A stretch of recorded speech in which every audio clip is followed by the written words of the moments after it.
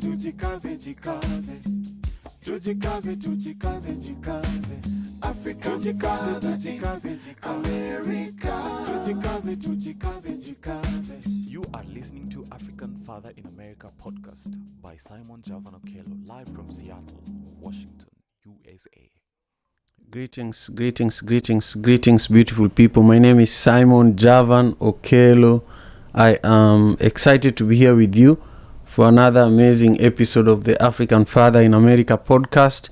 I don't know where you are joining me from, but I am in Seattle, Washington, and I am grateful for your time. I'm grateful that you've chosen to join me for another incredible session here of the African Father in America podcast. I was having a conversation with someone yesterday, a potential client for One Vibe Media, my company, and he was saying, how do you manage to do 5 episodes every week? How do you do an episode every day? Why are you so consistent? How do you do that? And I just told him that it's my way of life. I'm used to doing this every day. So I think if you want to get something done, look for a busy person. If you want to, be incredible at what you do, you have to stay consistent. So that's why I do this every day. And I just want to thank you all for joining me. I see you all on TikTok, on LinkedIn, on Facebook, on Twitter, on YouTube. On YouTube is where I'm really putting in a lot of work, and I'm trying to grow the African Father in America podcast over there. I was anticipating a guest, but for some reason she might be running a little late, so we are going to start without her. But just want you to know that we might have a guest today. I hope you're all doing well. I hope you are all doing well. Let me know in the comments where in the world you are joining me from. Here in Seattle, it's early morning. I have my cup of coffee. I'm just waking up here.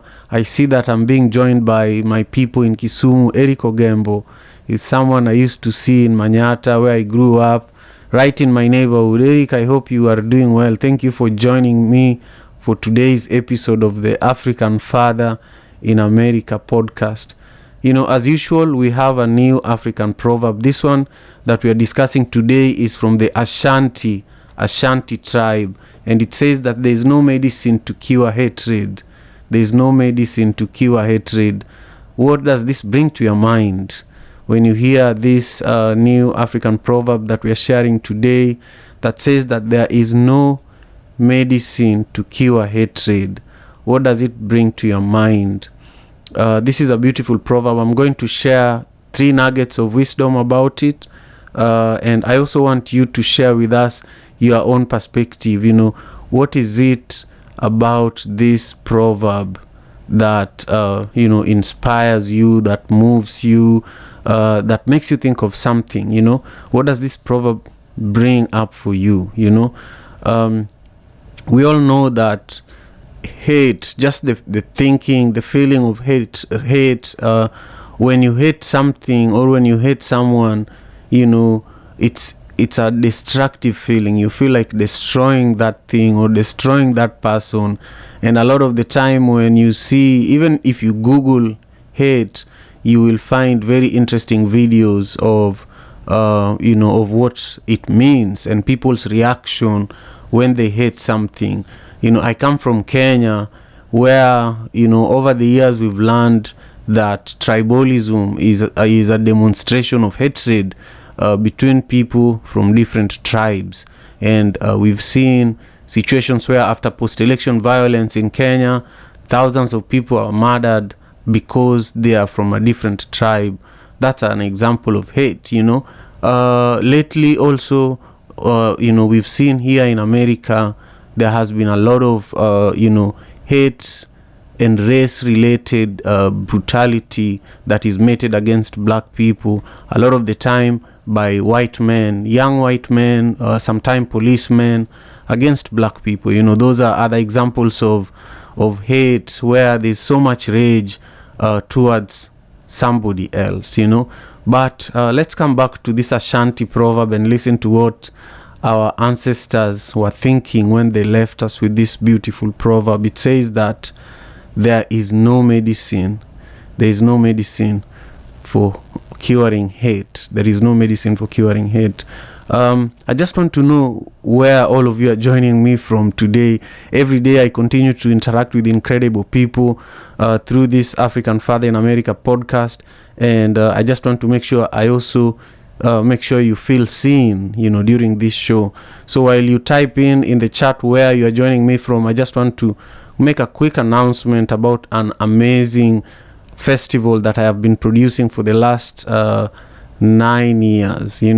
The Madaraka Festival. It's happening in multiple cities for the first time. The Madaraka Festival USA tour this year is being headlined by the amazing Sauti Sol from Kenya, and it's starting in New York on May 16th at Irving Plaza, May 21st at Buckhead Theater in Atlanta, May 24th in Dallas at the House of Blues, and May 26th in Seattle, Washington at Benaroya Hall.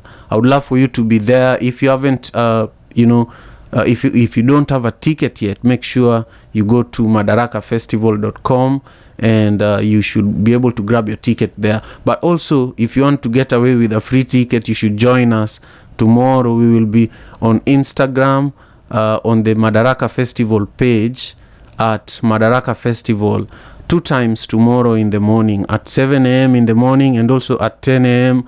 in the morning. And we will have some of the artists, some of the producers, some of the volunteers, some of the promotional partners who are helping us make this year's Madaraka Festival possible. So I just wanted to share that to make sure you are all kept abreast. Now, back to our proverb from the Ashanti community in West Africa. There is no medicine to cure hatred. I have 3 nuggets of wisdom related to this beautiful proverb, and then I'll just leave you with that. The first nugget of wisdom says that once hatred has taken root, it is very difficult to eradicate it. Once hatred has taken root, it's very difficult to eradicate it. Just give me a moment. I have to bring on our guest here today. So bear with me for a moment. Hey, KD. Can you hear me okay, KD? You're currently muted, so if you unmute, we will be able to hear you just fine. Okay. Bear with me for a moment. I'm bringing on my guest here. Hey, KD, how are you? I can't hear you. I hear you. Can you hear me? No? I hear you just fine. So, keep speaking. Just say hello. I heard you when you spoke earlier, KD. Go ahead and say hello. Hey, KD. Yeah, we'll bring her back on. That was our guest for today's show. Her name is KD Hall. She's the founder of KD Foundation. So she will join us in a moment. It seems her connection is not good at the moment. Anyhow, I'm just grateful for those of you who are joining us on TikTok, for those of you who are joining us on Facebook, on LinkedIn, on Twitter. This is work that you cannot do on your own. You have to. Okay, let's welcome the guest. One moment. Hey, KD, can you hear me now? Okay. You hear me better now? I hear you great. Can you hear me? Okay. Yes, I hear you great. How are you doing today?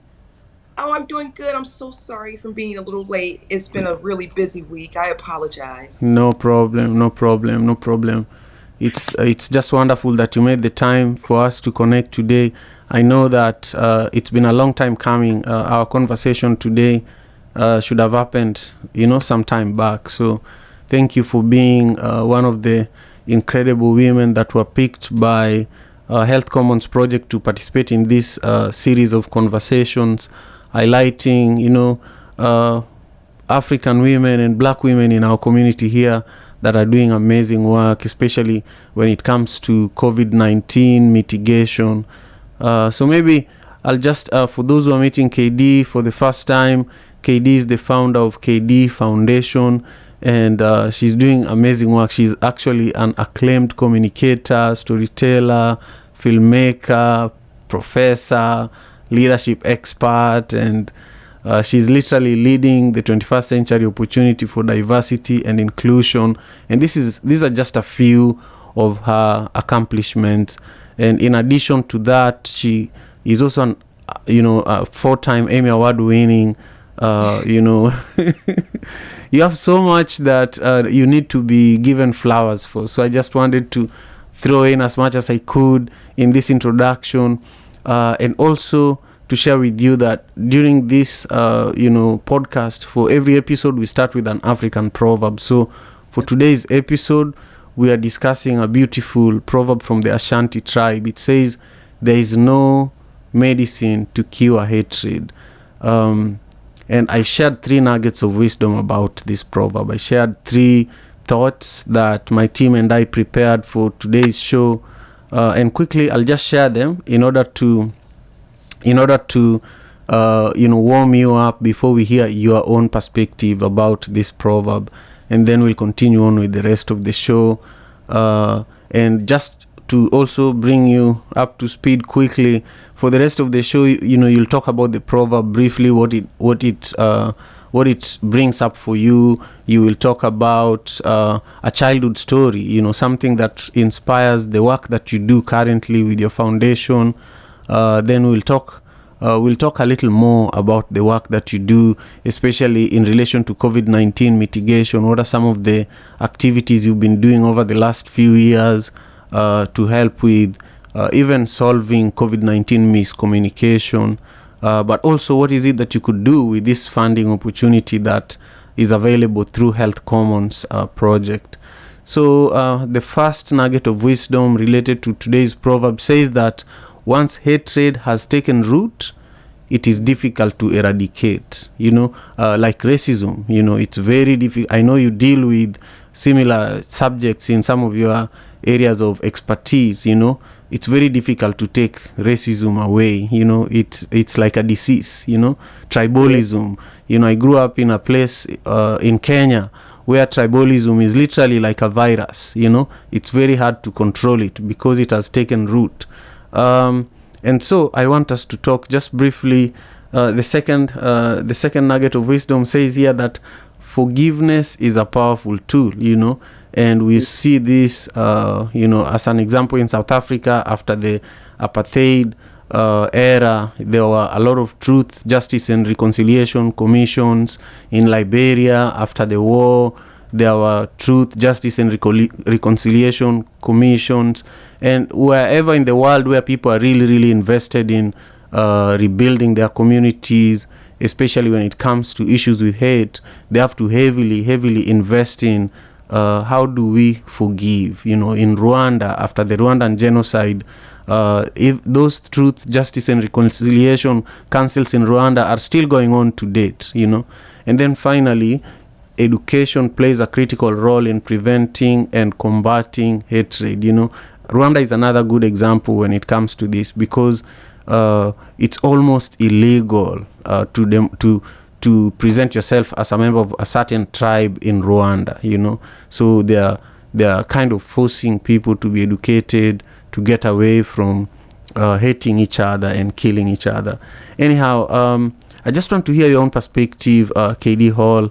I was really excited for our conversation today. I just want to invite you to share your own perspective. There's no medicine to cure hatred. What does this bring to your mind? Oh, man, there's no medicine to cure hatred. I agree. Totally agree with you. And as I work through crises, when I think about hatred in particular, especially as it relates to people, like you said, it's like so within them that it's hard to be able to pull it out. And I think that a lot of time hatred starts as a young age, and that's why we have to be so careful what we say in front of our children and how we say it, because hatred that lives in a person can start before they have a consciousness, but before you even start speaking. If you hear your parents or grandparents always speaking like ill will about something over you, now you will have an opportunity to make a choice, but it's harder. It's almost like that same concept where it's so much easier to be able to work with young people to give them the resources and everything that they need so that they can be overall successful adults. And when I use the word success, I don't mean it in like an American term. I mean success by what that person deems as success.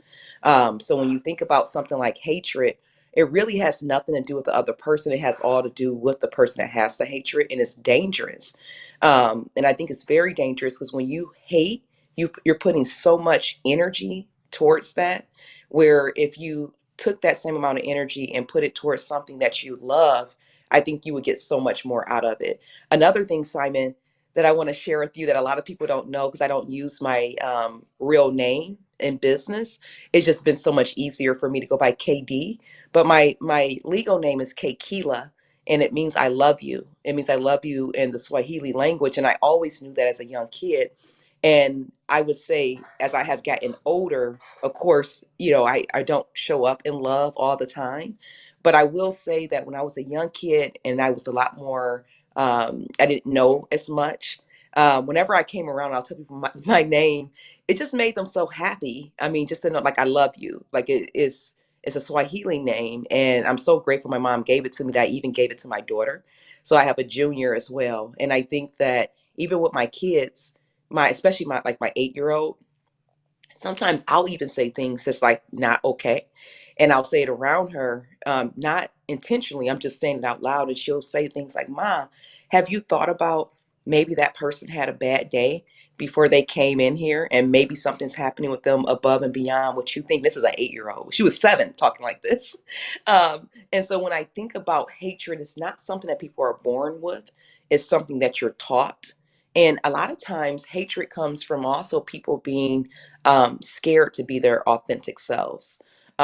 And I can share a little bit more about that later. But yeah, I actually like it a lot. And it's almost like hatred and love cannot live in the same body. It just can't. It's impossible. Um, at the same exact time, it's impossible. I love that. I love that a lot. And thank you for sharing with us, your real beautiful name. Yeah, for those who are joining us, my guest here is KD Hall, who is the founder of KD Foundation and an incredible leader. I was just listing some of her accomplishments earlier, and literally I have more. That I wanted to highlight. But I want you to take us back to maybe a moment when you're 8 to 16, where you feel that this inspiration came from. We lost you for a moment, KD. I know you're still here. Yes.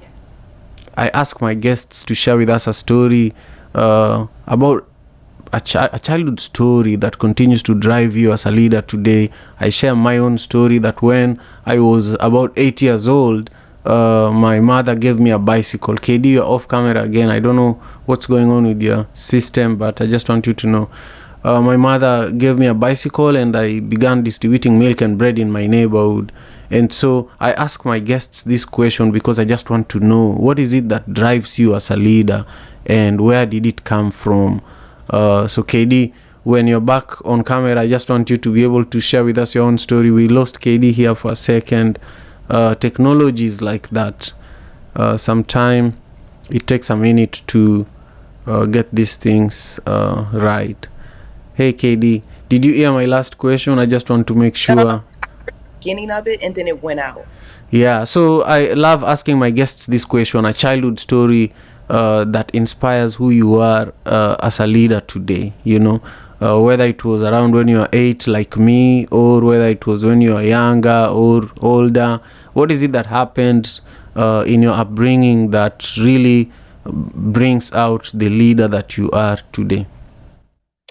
Oh, that's such a great question. And did you say like something about a story as well? That sort of like, Right.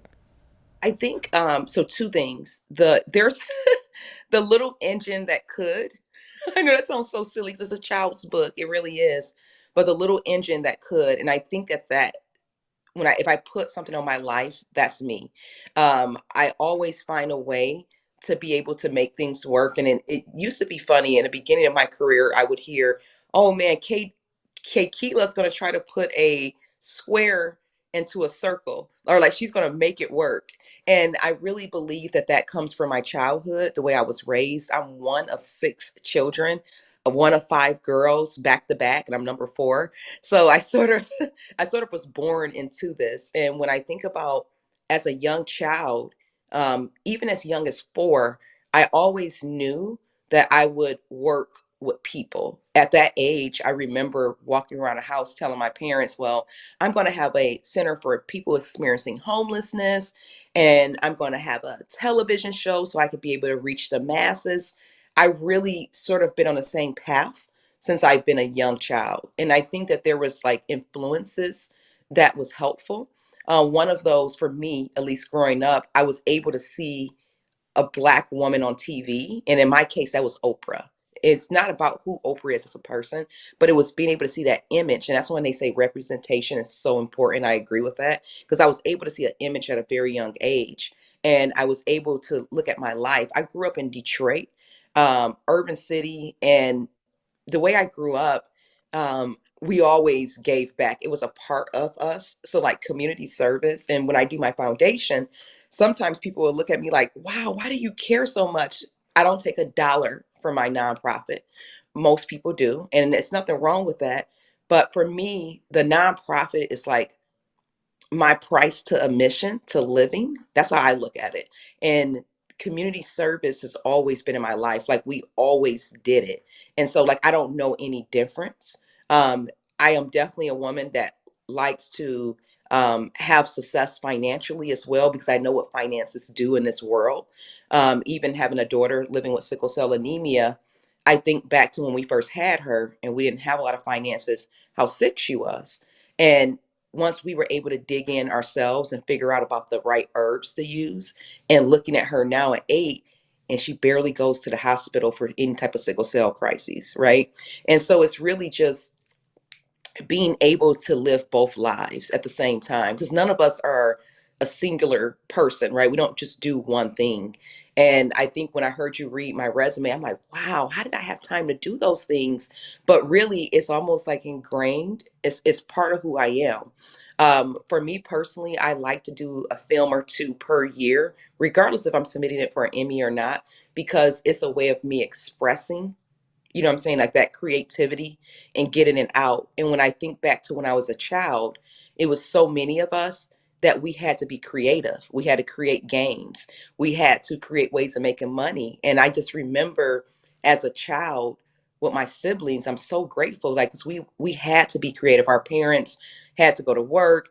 And I loved them so much. We were in an urban city and it's just what it was. And we had to come together, the six of us, to really understand, hey, how are we going to be able to make money to get extra things that our parents can't get for us?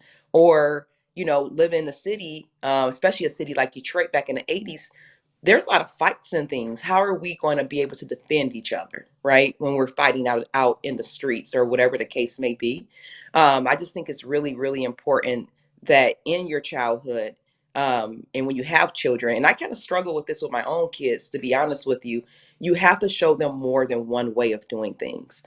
When I think back to when I just wanted to be a journalist, although I still have the community service side in me, that would not have been a healthy career for me, just strictly journalism. Because as much as we're gaining, like I really feel that you have to give as well. It's a part of the karmatic cycle. You give and you take. You know what I mean? And so I do believe in giving. Maybe sometimes I give too much when it comes to our girls, but I'm okay with that. So like I always tell people, if anybody's going to get over on me, it's going to be our young girls on the rise because I have a certain level of compassion for them because I think about when I was a child, what that program would have done for me. And then I just think about how many things happen to young girls and boys that make them vulnerable at such a young age. And then they never get a chance to like talk about it. And then we see them turn into these adults with anger issues or anxiety issues, and it makes you wonder, man, what happened in their childhood that they weren't able to get over. And although we have had a lot of crises and a lot of pain in my childhood, I also had a lot of opportunity to lead and to be creative as even as a young child. I mean, I remember um, being 6 years old, 7 years old, and being a part of the Swahili club, the chess club, and leading in those clubs. And that's just always been a course of my life, just always leading from a very young age. That's beautiful. That's beautiful. I love that. I love that because there's another African proverb that says, if you want to get things done, find a busy person, And now I know who I should look for when I need a film produced, when I need things done, So congratulations, on all the amazing work you do. Thank you. And also the way that you parent, the way that you've studied your child to really understand their needs and to understand, you just spoke about something here, always giving your children an alternative way to solving problems, not just one way, and that's what this proverb for today is also speaking about, that there is no medicine to cure hatred, but there is probably therapy, to cure hatred, there is probably a certain form of education to cure hatred, but there is no medicine to completely eradicate it, but we know that it could be managed in a certain way, anyhow, I love that. And I want you to go ahead. Part of the issue is that as parents and grandparents and anyone that's around your children, we're so concerned with indoctrinating young people that we don't let them be themselves. And I'm not going to lie, it's hard sometimes because, like, my daughters, they're so they don't mind asking questions, and they don't mind in a healthy way challenging the status quo as well. But it's like hatred is one of those things where, like, you see it all the time, where a white young boy would go into school and shoot up the school, and they're like, how did this happen? Well, this white young boy was at home probably hearing, even if his parents didn't take action, probably hearing his parents use horrible words about people like myself or people like you.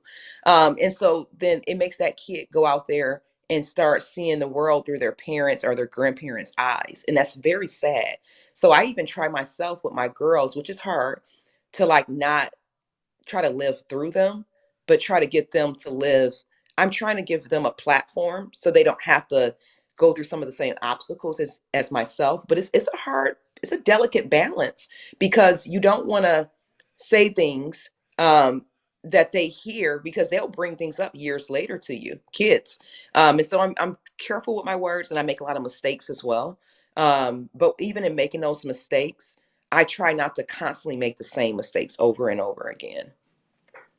Yeah, it's a definitely a delicate balance. It's a delicate balance because sometimes I also have to explain to my children that, hey, I grew up in Kenya, where if you did that to your parent or if you did that to your sibling, you'd be spanked by all adults around you. Everybody would be so mad, And so you find that from them behaving so poorly, they come back and say, wow, tell me more about that, Tell me more about that. So out of curiosity, you're able to educate them about an alternative way of handling challenges that they might have amongst themselves or even with you, because here in America also, the way life is designed is that you are always with your children, you are always, either you're with them, and even if they are playing somewhere, you're always watching them, But yeah, I grew up free. I was telling another parent at a soccer game recently that, look,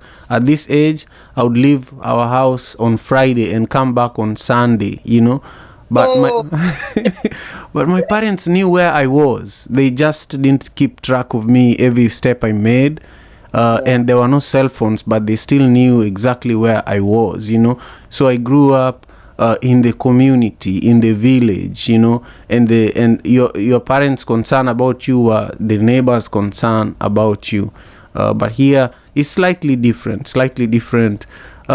I want us to go just a little bit deep into the work that you do with KD Foundation. I know that you created the College Ambassador program. I want you to just pick some of the incredible activities you do with your foundation, but focus on one that gives you the most pride in this moment. Oh, Girls on the Rise. Girls on the Rise is one of our programs that we created through our college ambassadors. And we actually created this program 6, 7 years ago, and we couldn't get the funding right away. So we kept like going out looking for funding, and we kept not being funded. And we said, you know what? We got something. Let's just hold it as a 1 day conference every year until we get enough funding to hold it as a program. And we stayed diligent to that. And I'm so happy that we did, because when I look at where we are now, we have 8 girls living in Nigeria. We have 42 girls in the US, including one in Florida this year alone. And even today, and I really do apologize for being late. I was up very late last night and I kind of overslept. But even today, we're taking a bus and we're taking the kids down to Olympia to advocate, and to teach them how to advocate. We scheduled an appointment for them with our governor. And the reason why is that we found out last week that one of our biggest funder, which is a program called ESSER, which is usually people like ourselves, like Black and Brown nonprofits. We all of our funding was redirected to larger organizations and larger entities. And at first I got upset, but I said, you know what, Keela, this is a learning opportunity. Let's take the girls down to Olympia to meet with legislation. Let's get them to write letters to legislation, and let me write the governor and see if he's going to meet with us. And he is. He's going to meet with us about our programs. And so what we do is we have an online leadership program, and we do come together in person 4 times within that 6 month window. And we learn about leadership. We learn about self discovery. And self discovery is so important, because I don't want young girls to think, hey, if I'm doing it, I want to do it exactly like KD. No, I need you to look at my story as inspiration, and I need you to do it exactly like you. And the great thing is with the concepts that we go through is things like teaching them how to negotiate, problem solve, to your point, um, how to be able to look at win-win situations versus I win, you lose. I think that that's a concept in America that I just don't like, never liked it. It's like, it's a thing, like in order, and maybe it's the whole world. In order for me to win, you have to lose. And I believe in abundance, and that I can win and you can win at the same time. And so what we found over the last 5 years is that these competencies that we work with our girls, which we call like our Girls on a Rise Creed, is really wonderful. And, you know, Simon, we work with Black girls, brown girls, and we also work with all girls around the state. And I'm going to tell you why. Because in this state in particular, there's a lot of funding here. And there's also a divide between where you live and where you grew up at. And what we try to do is break down all those barriers so that when these girls become 25 and 30, no matter where they came from, they can lean on each other to be able to do whatever. They can lean on each other a lot better. They could be able to advocate for one another within these systems that we live in, because we do live in systems. And, you know, at least in America, I can only speak from where I was, you know, raised. There's so many systems here. And when you talk about freedom, and the freedom you had as a child, we don't have that same amount of freedom, never did as children. And even when I think about my own kids, I think that the one thing that I do that I probably better be cautious of as that my kids get older is sometimes I am like, no, you can't do that. You can't do this. You can't do that, because of fear of something happening, right? Like fear. And you're right, our kids are with us all the time. And I don't necessarily know if that's a healthy thing. I think everybody needs some form of outlet. And you know, we do the best that we can. But when I think about what we have to do to get someone to watch our kids, we're paying thousands of dollars. You know what I mean? Like, it's so expensive. And so it does become one of those situations. I'm actually currently trying to figure out, like, okay, how do I redo my life right now? Because I'm really busy. My kids are growing up too. And so they actually need a lot more of my time. How do I balance all of this? And so it's having this conversation this morning is so important to me, because I'm actually thinking about long term. I turned 40 last year. So I'm thinking like, okay, what does the next 40 years look like? It's not going to be the same as the last 40. How do I make this next 40 very impactful? But how do I also rest? You know what I mean? Like we have this analogy of sleep when I die or no rest. And that's just, you have to rest. Like you have to rest to be able to recoup. And so like that's something that I would say it's been a long journey for me. And I'm still on that journey of learning even how to rest. Yeah, it's just what you just said about rest is everything, Yeah. uh and I went to bed after almost at 2 a.m. last night, so we were in kind of a similar situation.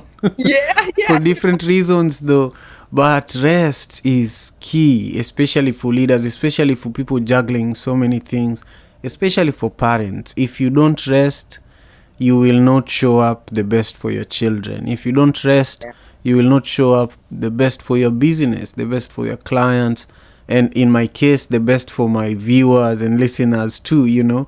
When I'm tired, I don't do good here, but I still show up. Showing up is so important. You can never not show up. Once you commit to something, just show up, even if it's for a short while, and say, hey, I'm here for a short while, but I have to take my rest. Yeah. Yeah.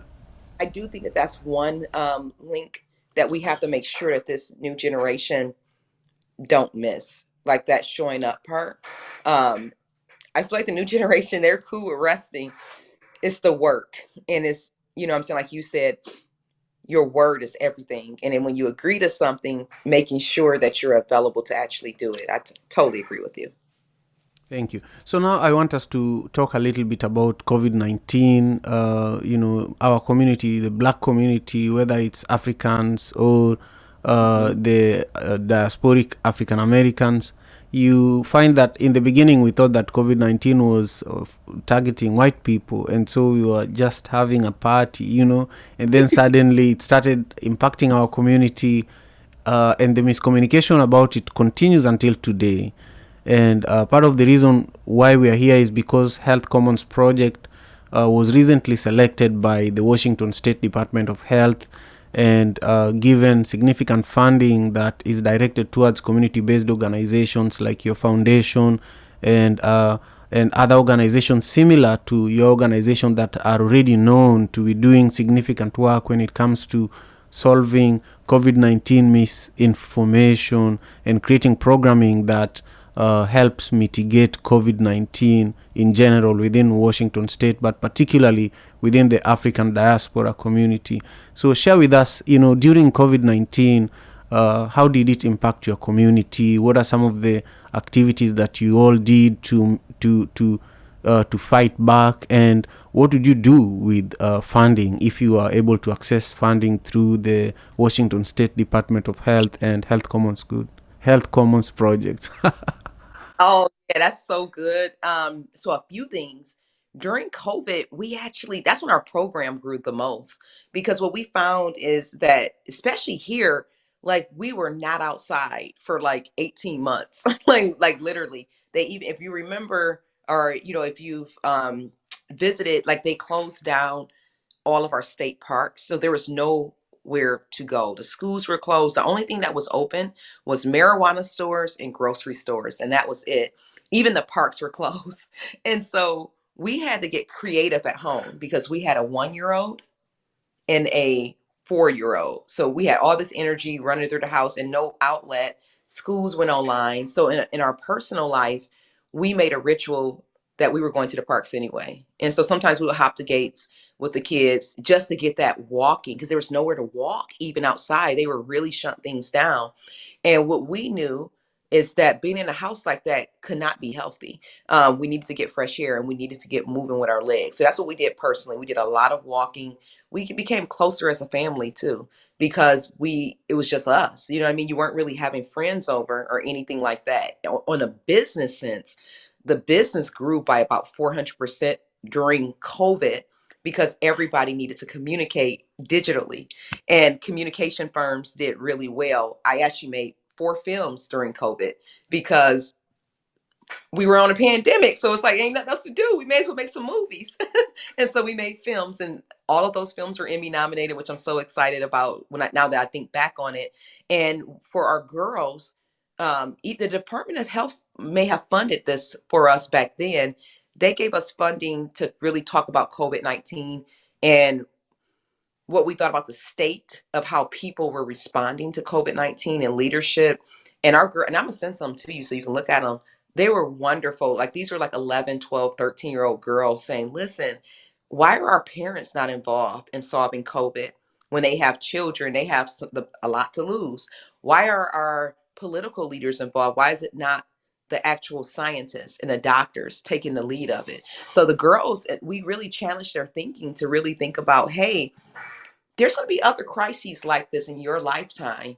What can we learn from COVID and how do we adapt? And I think part of it, to be honest with you, I don't think that we totally learned from COVID because we just did not. And it's like, hey, even simple things like air filtration systems. I was talking to a woman 2 days ago, and she's like, well, since COVID is down now, it's causing our energy bill too much. We're going to take off this air filtration out of our building where there's 1,000 people at because COVID's down. I just think that we're not thinking in a sense of future thinking and learning from what happened during COVID and how that will happen again if if we don't learn from it. I mean, when you look at the clock, 100 years prior to that, you saw people running around with masks on too.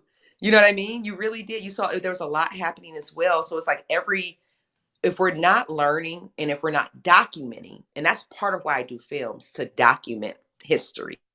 If we're not documenting and we're not sharing, and I think that this is a part of how we can really leverage our elders too.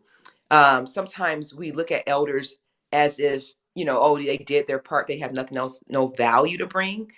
Elders are going to be so important to being able to give that knowledge down to the next generation, and so that we can pass that knowledge over as well. And I think the problem is sometimes we become either too competitive within generations and not wanting to pass the knowledge or not wanting to see the next generation come in. But it's very problematic when you think about the big picture if we're not sharing information. So COVID-19 was life-changing. It really was. It was life-changing for medical. It was life-changing for grocery workers. And it was life-changing for communicators. I don't think we got enough credit for what we went through during COVID. We were busy and we were in everybody's business. You too, with podcasting, you were probably extremely busy. Yeah, this started as a result of COVID-19. At the very beginning of COVID-19, a friend actually committed suicide, and so I wanted an outlet. This was an outlet for African fathers here in America because he was an African father in America.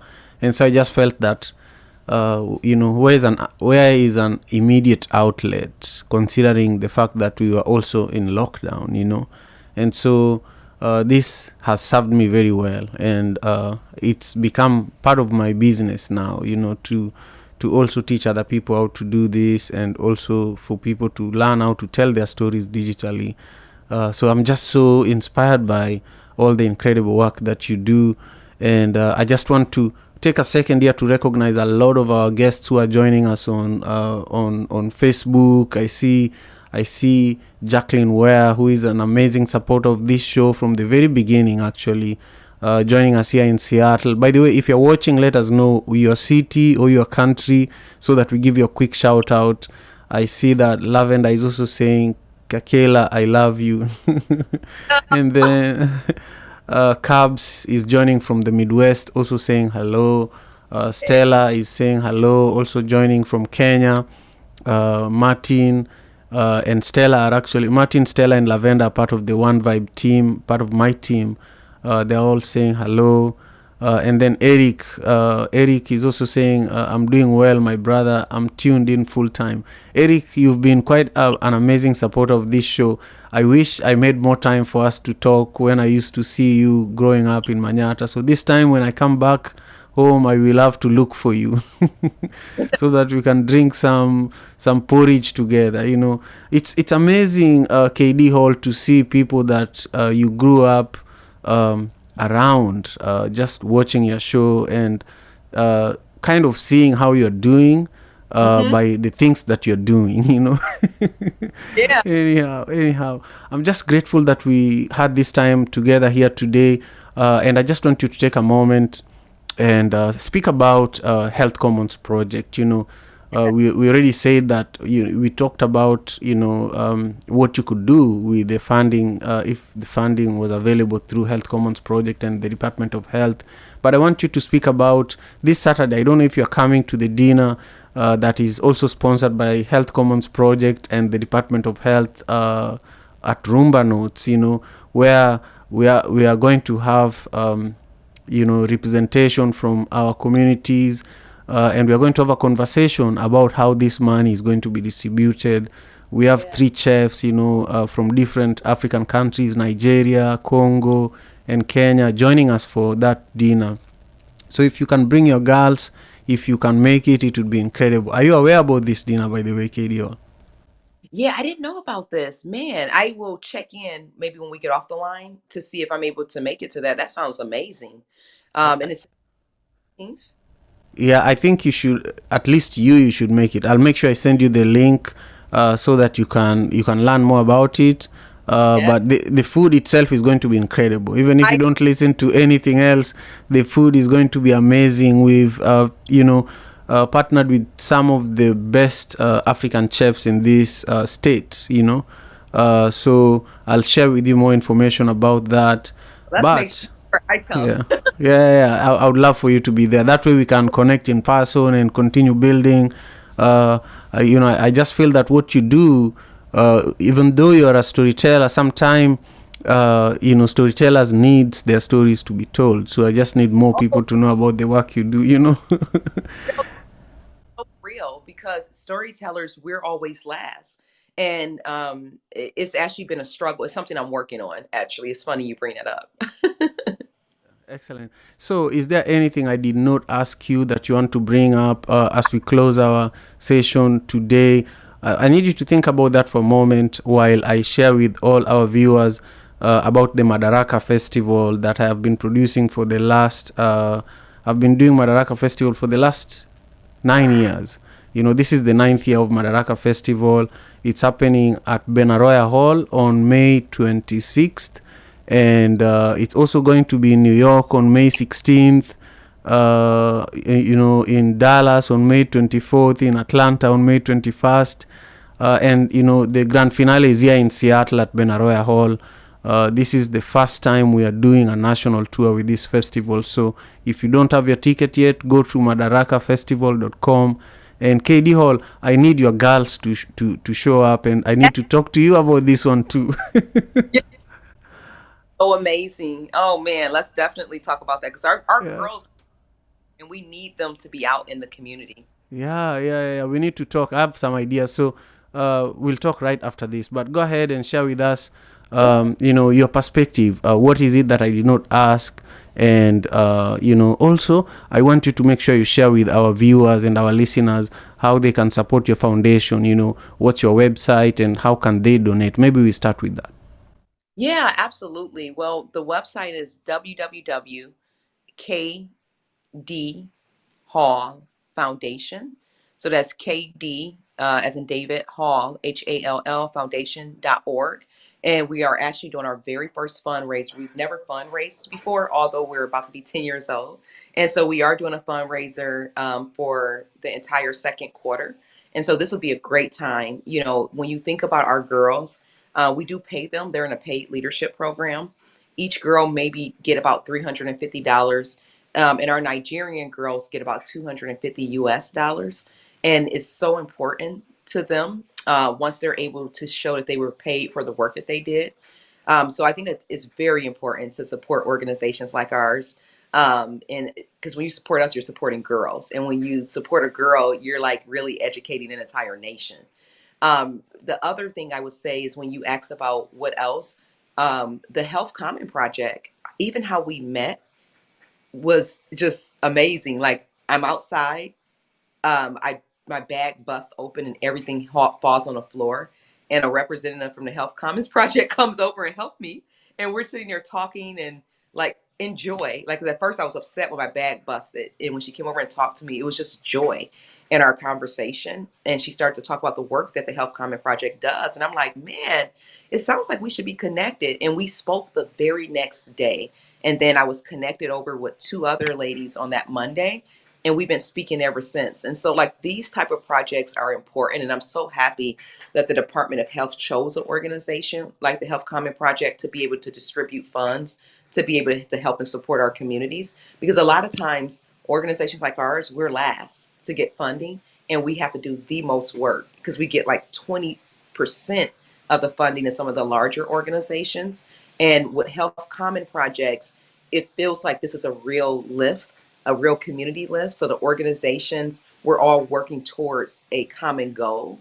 And I personally like projects like that. And I am hopeful that we become, one of the recipients, and that our girls are able to really uh, take those dollars and turn them into real projects. When you talk about podcasting, we're actually hoping to start our own podcast in the fall. So maybe you could teach us, Can't like, wait. but podcasting is another way that we tell our stories. And to your point, we really haven't done a great job at telling our story for the foundation, and that's going to change. And part of this is because we've been telling everyone else's stories. That's amazing. I would love to help with that. I would love to, work with you in many other areas. So just wait. We have work to do. We have work to do. I feel that there's another proverb that says, I have so many proverbs. And my daughters have started making fun of me with all these proverbs. They're like, have you made that up? And I'm like, no, I didn't make it up. It's a real proverb.